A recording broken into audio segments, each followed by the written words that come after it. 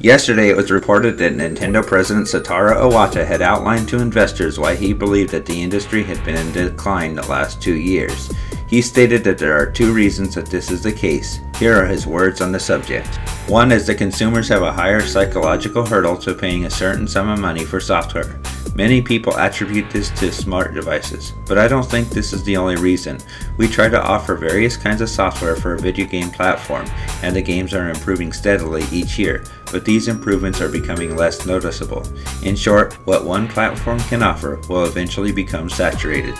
He then went on to state what he believes will rebound the industry. I believe the future of the video games industry depends on the number of games developers release that consumers consider to be fresh and worth paying for. Iwata also spoke on the Wii U, shedding light on the console's underwhelming launch, as well as why so many launch titles were being delayed.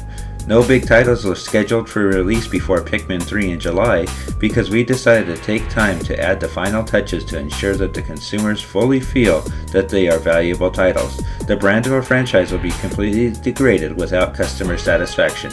That is why we delayed the release schedule of such games. Now there's a lot I can say on the subject, but let me start off by saying that Mr. Iwata is correct. In a market oversaturated with the same few titles and popular genres, the customers are absolutely tired of what is out there and craving something new.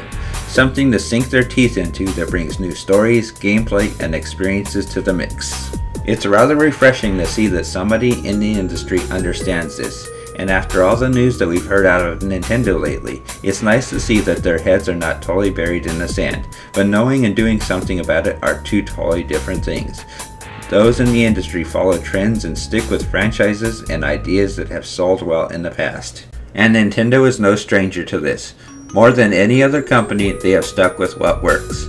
Sure, they have brought new ways to play with their consoles and tried to reinvent themselves in a variety of ways, but one thing has always stayed the same. Their core franchises have done little to change. When you look past those hardware changes, little has changed with Mario, Zelda, and the other titles that Nintendo clings to. In fact, much of the time they are telling the exact same story year after year. Mario goes off to save the princess. A new Link arises to restart the same journey. It all starts fresh as though the story had never been told before.